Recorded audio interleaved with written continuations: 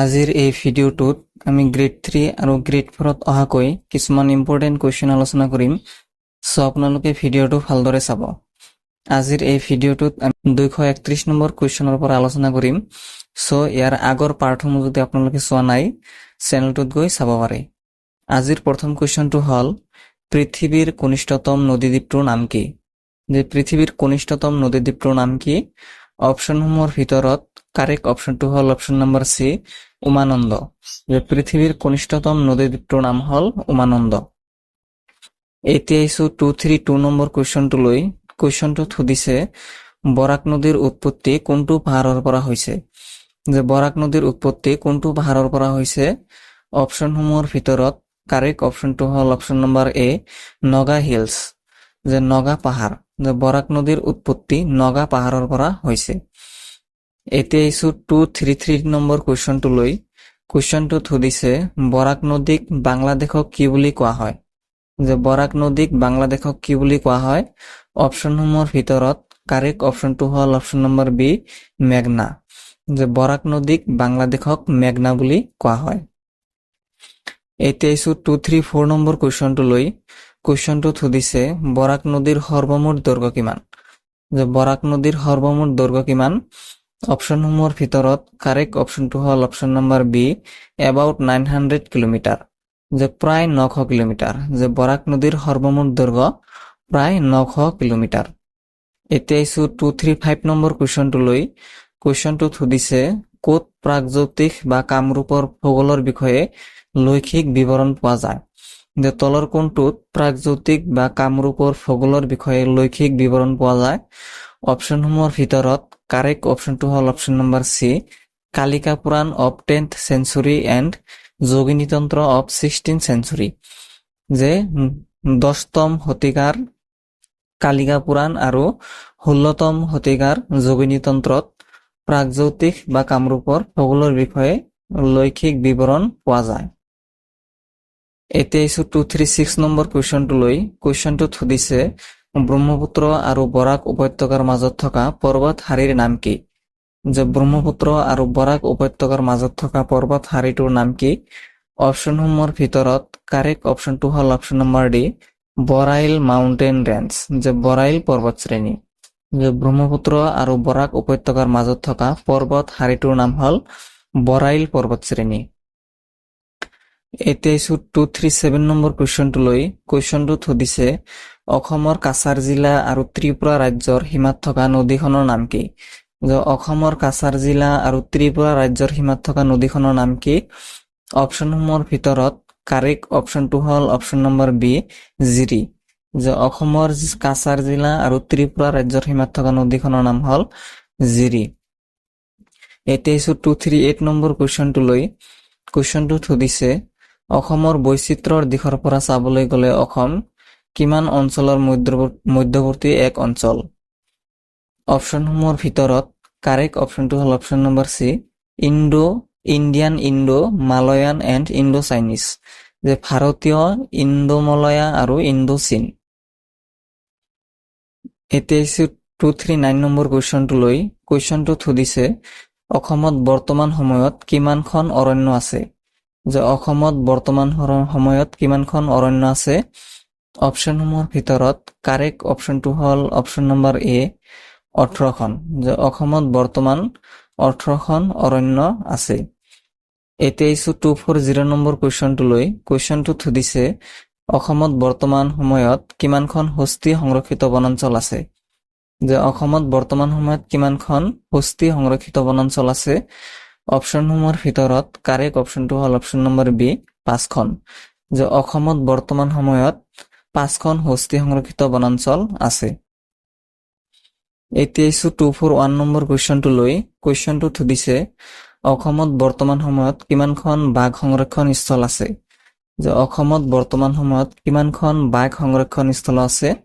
অপশ্যনসমূহৰ ভিতৰত কাৰেক্ট অপশ্যনটো হ'ল অপশ্যন নম্বৰ ডি 4খন। যে অসমত বৰ্তমান সময়ত 4খন বাঘ সংৰক্ষণ স্থল আছে।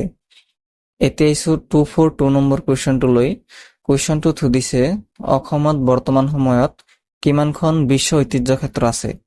যে অসমত বৰ্তমান সময়ত কিমানখন বিশ্ব ঐতিহ্য ক্ষেত্ৰ আছে? অপশ্যনসমূহৰ ভিতৰত কাৰেক্ট অপশ্যনটো হ'ল অপশ্যন নম্বৰ বি 2, যে দুটা। বৰ্তমান সময়ত অসমত দুখন বিশ্ব ঐতিহ্য ক্ষেত্ৰ আছে। এতিয়া আহিছো 244 নম্বৰ কুৱেশ্যনটো লৈ। কুৱেশ্যনটোত সুধিছে কোনখন ৰাষ্ট্ৰীয় উদ্যানত ঢেকীয়াপতীয়া বাঘৰ ঘনত্ব সবাতোকৈ বেছি? কোনখন ৰাষ্ট্ৰীয় উদ্যানত ঢেকীয়াপতীয়া বাঘৰ ঘনত্ব সবাতোকৈ বেছি? অপশ্যনসমূহৰ ভিতৰত কাৰেক্ট অপশ্যনটো হ'ল option number C, Kaziranga national park. যে কাজিৰঙা ৰাষ্ট্ৰীয় উদ্যানত ঢেকীয়াপতীয়া বাঘৰ ঘনত্ব আটাইতকৈ বেছি। এতিয়া আহিছো 245 নম্বৰ কুৱেশ্যনটো লৈ। কুৱেশ্যনটোত সুধিছে মানাহ ৰাষ্ট্ৰীয় উদ্যানক কিমান চনত জৈৱমণ্ডল সংৰক্ষিত বনাঞ্চল ৰূপে স্বীকৃতি দিয়া হৈছিল? যে মানাহ ৰাষ্ট্ৰীয় উদ্যানক কিমান চনত জৈৱমণ্ডল সংৰক্ষিত বনাঞ্চল ৰূপে স্বীকৃতি দিয়া হৈছিল? অপশ্যনসমূহৰ ভিতৰত কাৰেক্ট অপশ্যনটো হ'ল অপশ্যন নম্বৰ চি, 1979 চনত। যে 1979 চনত মানাহ ৰাষ্ট্ৰীয় উদ্যানক জৈৱমণ্ডল সংৰক্ষিত বনাঞ্চল ৰূপে স্বীকৃতি দিয়া হৈছিল। এতিয়া আহিছো 247 নম্বৰ কুৱেশ্যনটো লৈ। কুৱেশ্যনটোত সুধিছে কোনখন আঁচনিৰ অধীনত মানাহ ৰাষ্ট্ৰীয় উদ্যানত এশিঙীয়া গড় পুনৰ সংস্থাপন কৰা হৈছে? যে কোনখন আঁচনিৰ অধীনত মানাহ ৰাষ্ট্ৰীয় উদ্যানত এশিঙীয়া গড়ৰ পুনৰ সংস্থাপন কৰা হৈছে? অপশ্যনসমূহৰ ভিতৰত কাৰেক্ট অপশ্যনটো হ'ল অপশ্যন নম্বৰ এ, ইণ্ডিয়ান ৰাইনো ভিজন 2020। যে ইণ্ডিয়ান ৰাইনো ভিজন 2020 আঁচনিৰ অধীনত মানাহ ৰাষ্ট্ৰীয় উদ্যানত এশিঙীয়া গড়ৰ পুনৰ সংস্থাপন কৰা হৈছে।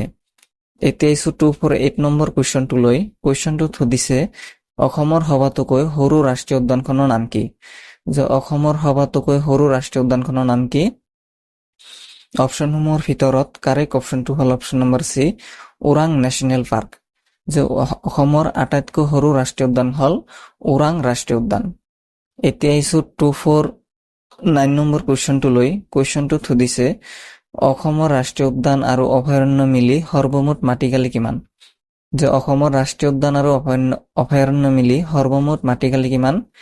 অপশ্যনসমূহৰ ভিতৰত কাৰেক্ট অপশ্যনটো হ'ল option number B, 3925 square kilometre, 3925 বৰ্গ কিলোমিটাৰ। এতিয়া আহিছো 250 নম্বৰ কুৱেশ্যনটো লৈ। কুৱেশ্যনটোত সুধিছে দীপৰ বিল পক্ষী অভয়াৰণ্য অসমৰ কোনখন জিলাত অৱস্থিত? যে দীপৰ বিল পক্ষী অৰণ্য অসমৰ কোনখন জিলাত অৱস্থিত? অপশ্যনসমূহৰ ভিতৰত কাৰেক্ট অপশ্যনটো হ'ল অপশ্যন নম্বৰ এ, কামৰূপ মেট্ৰ'। যে দীপৰ বিল পক্ষী অভয়াৰণ্য অসমৰ কামৰূপ মেট্ৰ' জিলাত কামৰূপ মহানগৰ জিলাত অৱস্থিত। এতিয়া আহিছো 251 নম্বৰ কুৱেশ্যনটো লৈ। কুৱেশ্যনটোত সুধিছে অসমত কিমানবিধ অৰ্কিড পোৱা যায়? যে অসমত কিমানবিধ অৰ্কিড পোৱা যায়? অপশ্যনসমূহৰ ভিতৰত কাৰেক্ট অপশ্যনটো হ'ল অপশ্যন নম্বৰ চি, 293। যে 293খন অৰ্কিড পোৱা যায়। এতিয়া আহিছো 253 নম্বৰ কুৱেশ্যনটো লৈ। কুৱেশ্যনটোত সুধিছে অসমত পোৱা বিৰল এপ প্ৰজাতিৰ বান্দৰ বিধৰ নাম কি? যে অসমত পোৱা বিৰল এপ প্ৰজাতিৰ বান্দৰবিধৰ নাম কি? অপশ্যনসমূহৰ ভিতৰত কাৰেক্ট অপশ্যনটো হ'ল অপশ্যন নম্বৰ ডি, হলক গিবন। যে অসমত পোৱা বিৰল এপ প্ৰজাতিৰ বান্দৰবিধ হ'ল হলক গিবন। এতিয়া আহিছো 254 নম্বৰ কুৱেশ্যনটো লৈ। কুৱেশ্যনটোত সুধিছে অসমৰ ৰাজ্যিক জলচৰ জন্তু বিধৰ নাম কি? যে অসমৰ ৰাজ্যিক জলচৰ জন্তুবিধৰ নাম কি? অপশ্যনসমূহৰ ভিতৰত কাৰেক্ট অপশ্যনটো হ'ল অপশ্যন নম্বৰ ডি, শিশু। যে অসমৰ ৰাজ্যিক জলচৰ জন্তুবিধৰ নাম হ'ল শিশু।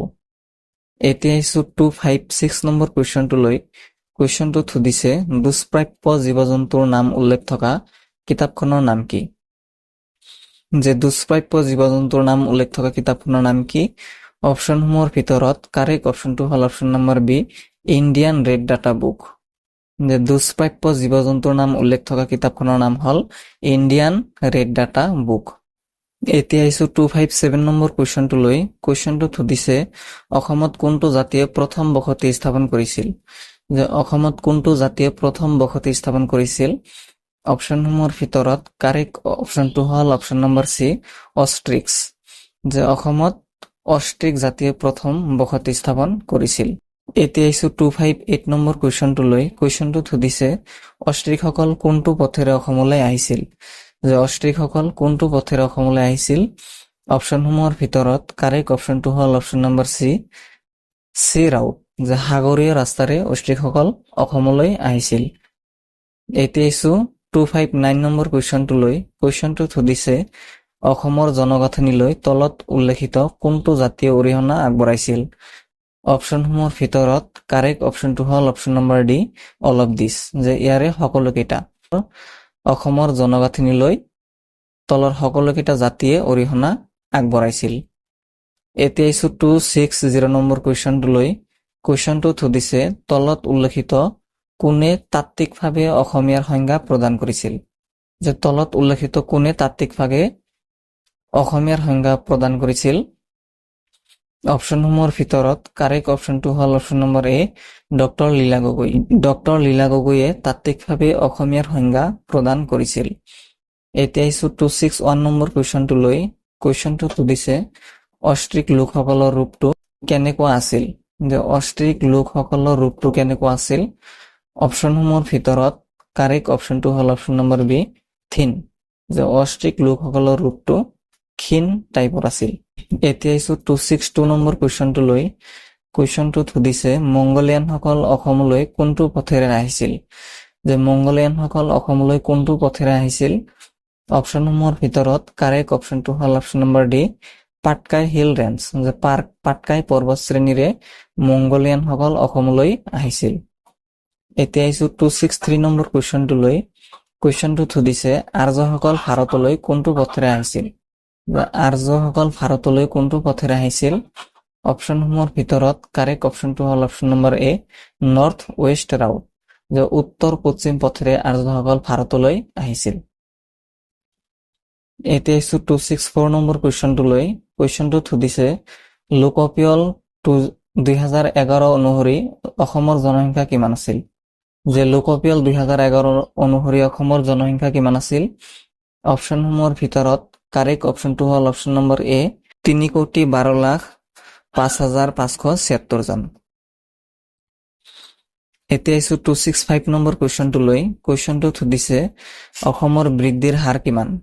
যে অসমৰ বৃদ্ধিৰ হাৰ কিমান? অপশ্যনসমূহৰ ভিতৰত কাৰেক্ট অপশ্যনটো হ'ল অপশ্যন নম্বৰ ডি, 16.93%, যে 16.93% হ'ল অসমৰ বৃদ্ধিৰ হাৰ। এতিয়া আহিছো 266 নম্বৰ কুৱেশ্যনটোলৈ। কুৱেশ্যনটোত সুধিছে কিমান শতাংশ অসমৰ মানুহে চহৰত বসবাস কৰে? যে কিমান শতাংশ অসমৰ মানুহে চহৰত বসবাস কৰে?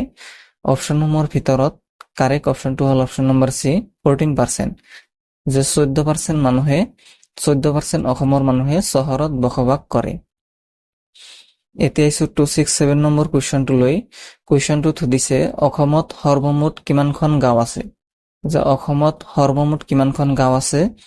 অপশ্যনসমূহৰ ভিতৰত কাৰেক্ট অপশ্যনটো হ'ল অপশ্যন নম্বৰ বি, এবাউট 26,395টা, যে প্ৰায় 26,395টা গাঁও আছে। এতিয়া আহিছো 268 নম্বৰ কুৱেশ্যনটোলৈ। কুৱেশ্যনটোত সুধিছে অসমৰ জনসংখ্যাৰ ঘনত্ব কিমান? যে অসমৰ জনসংখ্যাৰ ঘনত্ব কিমান?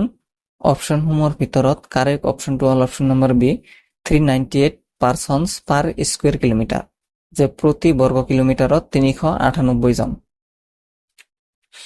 এতিয়া আহিছো 269 নম্বৰ কুৱেশ্যনটোলৈ। কুৱেশ্যনটোত সুধিছে অসমৰ কোনখন জিলাত জনসংখ্যাৰ ঘনত্ব সবাতোকৈ বেছি? যে অসমৰ কোনখন জিলাত জনসংখ্যাৰ ঘনত্ব সবাতোকৈ বেছি? অপশ্যনসমূহৰ ভিতৰত কাৰেক্ট অপশ্যনটো হ'ল option number C, Kamrup metro', যে কামৰূপ মহানগৰ জিলাত জনসংখ্যাৰ ঘনত্ব সবাতোকৈ বেছি। এতিয়া আহিছো আজিৰ শেষৰ 270 নম্বৰ কুৱেশ্যনটোলৈ। কুৱেশ্যনটোত সুধিছে অসমৰ কোনখন জিলাত জনসংখ্যাৰ ঘনত্ব সবাতোকৈ কম? যে অসমৰ কোনখন জিলাত জনসংখ্যাৰ ঘনত্ব সবাতোকৈ কম?